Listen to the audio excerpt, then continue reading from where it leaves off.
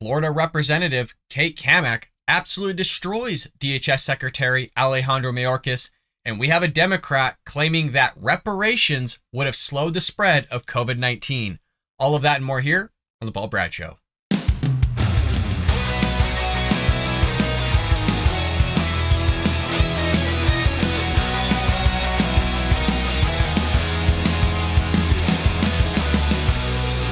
Welcome to The Bald Brad Show. It is Friday, November 18th, and as always, support the show by hitting that like and subscribe button, as well as leaving your opinions in the comment section below regarding anything that we cover in today's episode. Your help and support would be greatly appreciated. And with that being said, our lead story of the day is a video clip here of Florida Representative Kate Cammack absolutely destroying DHS Secretary Alejandro Mayorkas regarding what's taking place at the U.S.-Mexico border. Folks, this is one you don't want to miss. As always, hit that like and subscribe button.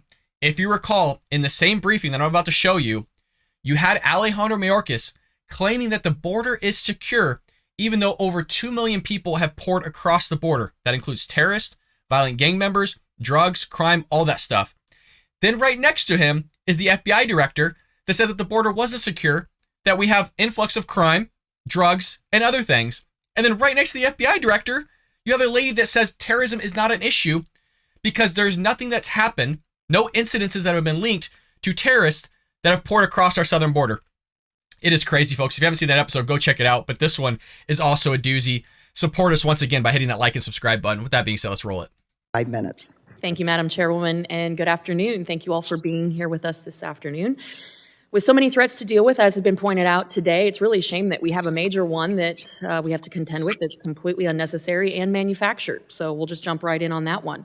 Secretary Mayorkas, you've stated that you believe that the southwest border is secure. Giving me just the number and nothing else, no additional commentary, tell me how many gotaways there were for fiscal year 22. Just the number, please. His mic will start Secretary working again. Mayorkas, Give it a moment. I have a litany of questions. Just the number, please. Thank you. You are correct. It is 600,000. Now, can you answer definitively with data backing up your answer that none of the 600,000 individuals who are now in the United States amongst our communities that got away are gang members or criminals?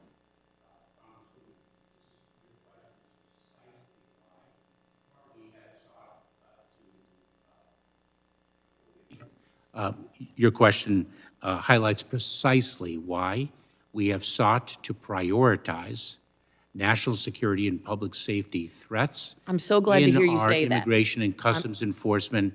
I'm really glad to hear you say that. Removal efforts. I'm going to have to reclaim my time because I've got a lot to get through. So, as you know, probably then in fiscal year 22, CBP arrested nearly 30,000 illegals attempting to enter the country who were previously convicted of a crime. Now, of those arrested, in just the number, no additional commentary, how many have claimed asylum? Congresswoman, I'll have to get back to you with specific with specific numbers. Thank you. Now, officially, there have been 2.4 million illegals that have been encountered at the southwest border in fiscal year 22. That doesn't include the 600,000 gotaways. So giving me just the number, and again, no additional commentary, can you tell me how many illegals have been released into the United States that were encountered at the southwest border? Putting aside your terminology, may I correct you because you've actually cited inaccurate facts. Well, this is actually from your website. No, it isn't. It is. Oh my God. If you've actually cited incorrect facts. Oh, sir, it's from your website. It actually, you're the one that wrote it. This guy is such an idiot. I'm sorry. I don't mean to be rude to people, but this guy's terrible at his job. He just gets caught here. Oh, God. I'd be happy to provide it with you. Congresswoman, 2.4 million, or between 2.3 and 2.4 million encounters is different than 2.3. But I think you're missing the point of the question. How many have been released into the United States? Congresswoman, if I may, because you are mistaken, factually mistaken. So your data is incorrect? No, you are misunderstanding our data. No. If I Okay, I'm going to reclaim my time because based on the information from your website, from your department, officially there have been, of all those encounters, 1.4 million, and that's a conservative number, that your department states have been released into the United States. So I know you guys have done this really fun renaming, rebranding thing, calling it enforcement removal proceedings. But today, in fiscal year 22, you have now released over 1.4 million illegals into the United States. And my question to you now is, can you guarantee that none of those people have criminal records? This enforcement work is not fun, Congresswoman. This is a noble profession in which people risk their lives to conduct it, and you know that very well. All the righteous indignation. Here we go. So I want to make sure. I love this lady. This is the first time I'm ever hearing of her. I freaking love her already. The righteous indignation. She catches onto it. God, finally somebody that gets it. Oh, God, this is great. Sure that you understand that per your own data and statistics, they have pointed out that, in fact, you hold the record as Secretary of Homeland Security for the most encounters and subsequent releases into the United States in history. Your own former boss, Secretary Jay Johnson, said that 1,000 a day is considered a crisis. Today, we're counting 7,000 a day. The facts and figures make the point for me. So is the border secure based on your feelings or facts? Congresswoman, let me have the opportunity to correct a misstatement.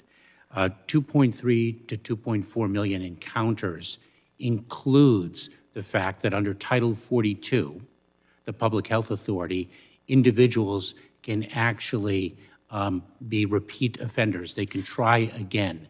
And so there are actually approximately 1.7 million unique individuals whom we have encountered at the. That's because that makes it that much better. You're mistaken. See, the real number is 1.6 million.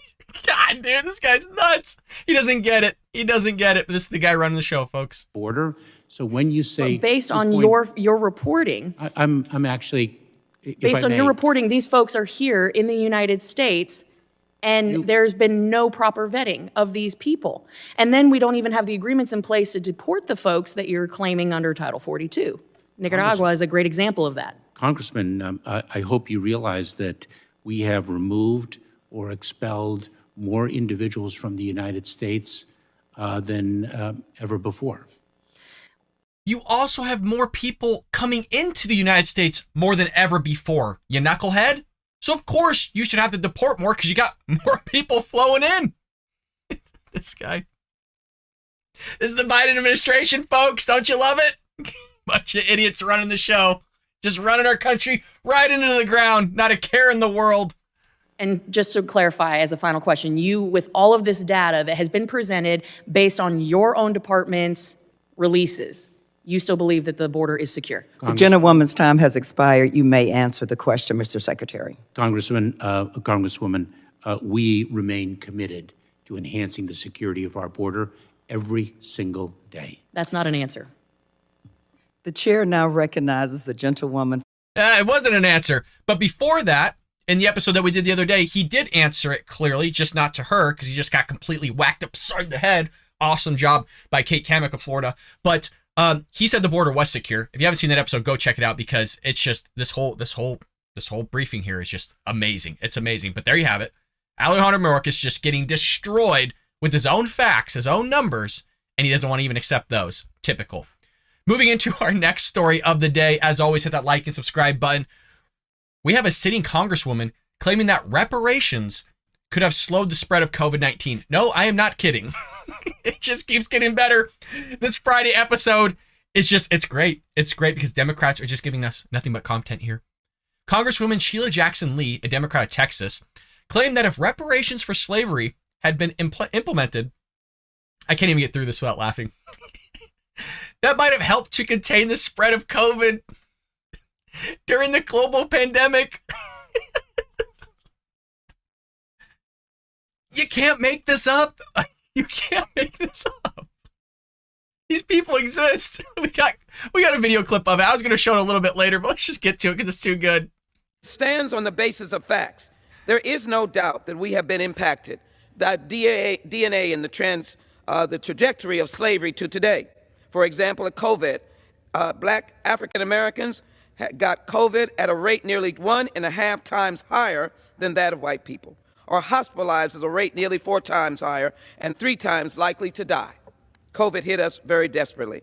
Interestingly, a recent peer-reviewed study from Harvard Medical School suggests that reparations for African Americans could have cut COVID-19 transmission and infection rates both among blacks and the population at large. Hey, Harvard said it, folks. Harvard said it. Reparations are curative. They're not punishment. The analysis continued to look at data throughout the nation. Stands on the Hey, reparations cure COVID too, huh? You guys. I'm so happy to present this to you. I don't know if you can tell, but I'm all giddy. It's been a while. It's been a while since we had something this rich. I think the last time something made me laugh this hard was when they said that working out exercise was racist. I kid you not. That's going way back like a year ago. This is too good. So as you can see, she took to the floor, freaking the House of Representatives, and supported what's called H.R. 40, a bill that would establish a congressional commission to study the potential cost and impact of reparations. They're doing the same thing in California. I mean, these government officials are just willing to just throw out all kinds of money on these studies. Noting that COVID infection rates among minority communities had initially appeared to be greater than among white Americans or the population at large, Jackson Lee cited, coming from the Harvard Medical Study because they're always right. That said, living conditions and work environments in the African American community were more conducive to the virus' rapid spread. Now, I'd also like to point out early on, a lot of blacks were hesitant to get COVID-19, which would automatically just put you in the realm or in the sphere of contracting COVID-19 because you weren't willing to go get the COVID-19 vaccine, or you're going to continue to spread it at larger rates because of that. Now, again, I'm fully aware that the COVID-19 vaccine does not stop the spread, but that was what was told early on to all Americans. Quote, again, there's no doubt we have been impacted that DNA in the trajectory of slavery to today. For example, COVID. Black African Americans have gotten COVID at a rate of nearly 1.5 times higher than that of white people, or hospitalized at a rate of nearly 4 times higher than 3 times likely to die. So somehow she's going to connect this all through the DNA strands to slavery. She explained that reparations could have moved the needle among African Americans by decreasing the wealth gap and allowing more people to have access, better health care, better education, and potentially less crowded living conditions. Folks, they have these places at drive-thrus where you just stick your arm out the window and get the jab. Like you're getting your hand barcoded or tattooed. I'll take the jab. There wasn't much to it. It's just the fact that African Americans just weren't going out and getting this whole thing. But it's not going to stop them from pushing this whole reparations thing, which we continue to hear. Reparations is not going to solve anything. And I got an analogy here for you, folks. I got the data for you to explain why.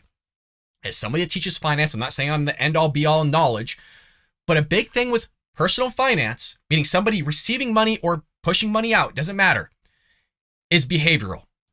Personal finance is 80% behavior, 20% head knowledge. Within that 80%, 40% of that 80% is habit.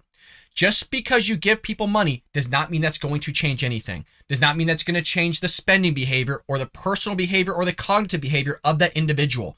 Why do I say this and what do I have to back it up that will connect this? Was the student loan debt forgiveness. Now, I know that it's been stopped, but early on, if anybody that's an old viewer of the Bald Brad Show, we did talk about this. This isn't the first time I've brought this up, where I said, even though you're going to just completely wash out everybody's debt that has $10,000 or less based on a certain threshold of income, that doesn't mean that their spending habits are going to change. It doesn't mean that you just help them and give them some relief.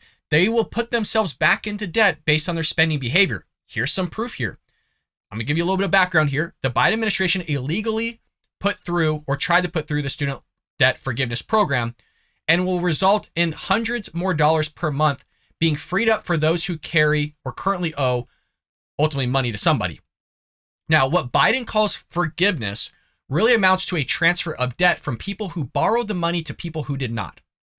Taxpayers will be picking up the tab for borrowers whose debt is reduced, which means they're ultimately subsidizing the purchases that borrowers make, which we've talked about. That's nothing new here. Now, here's a new survey that just came out. The new survey found that 73% of borrowers who have had their debt reduced plan to spend their extra money on non-essentials, such as travel, eating out, and new technology. 36% said they would buy a new gaming system, and 27% said they'd gamble with the extra money. Why do I bring this up? Is just because you give reparations, which I don't think you do, and we'll get more to that in a second, doesn't mean you're going to change or deviate the spending behavior of the individual in terms of their personal finance.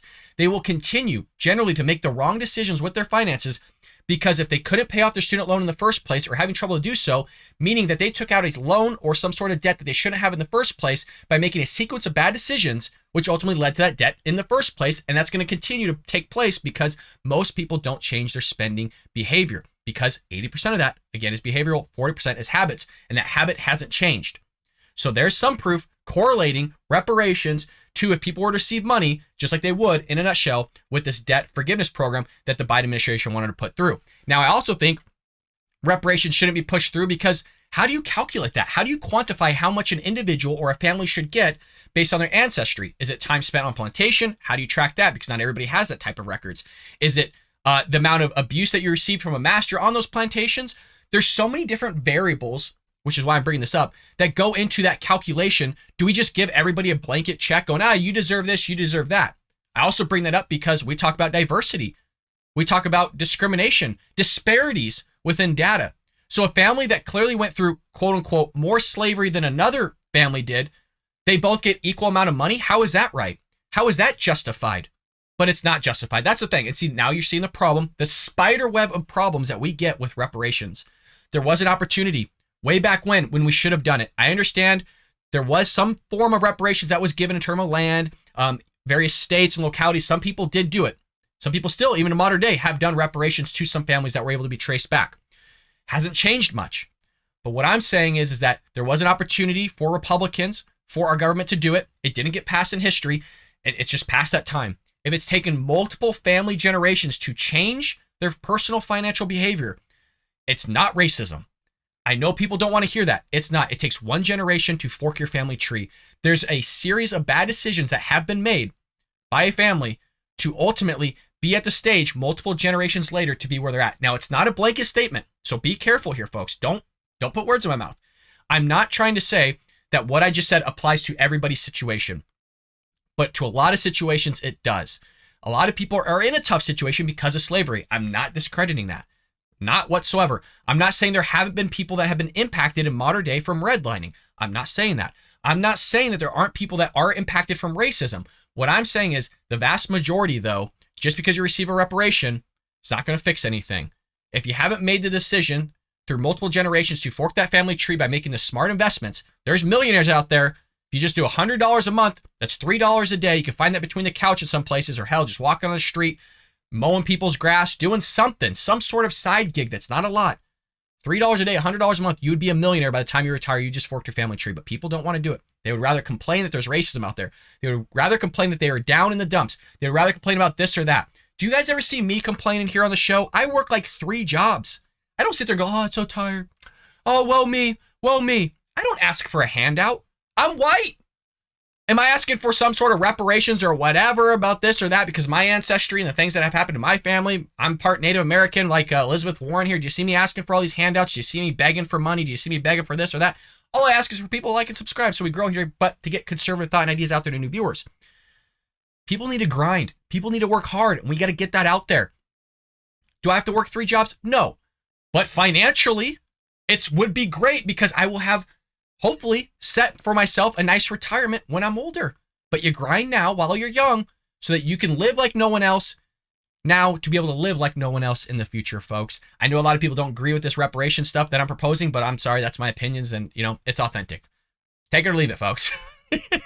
Thank you so much for joining me here on the Bald Brad Show. It is Friday, folks. I hope you have a lovely weekend. Be on the lookout for Supernatural Saturdays on Saturday, as well as a sprinkling of politics on Sunday. We will be back here. Thank you so much, and I'll see you later here on the Bald Brad Show.